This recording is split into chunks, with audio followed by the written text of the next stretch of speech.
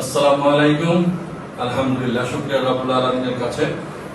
সকালবেলা ফজরের নামাজ পড়ে একটা দোয়া করছিলাম, ইয়া কাবিরু ফি আমানিল্লাহ।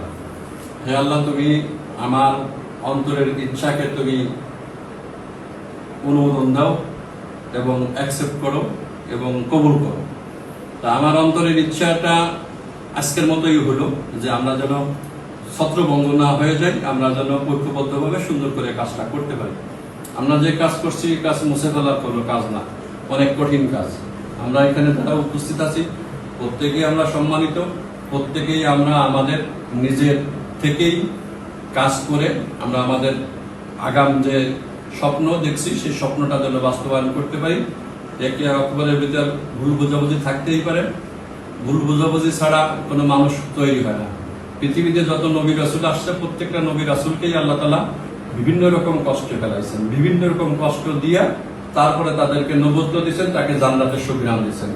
আমরা যে কোনো কষ্ট, যে কোনো বাধা অতিক্রম করে আমরা আমাদের স্বপ্নে রূপান্তরিত করব এবং করছি।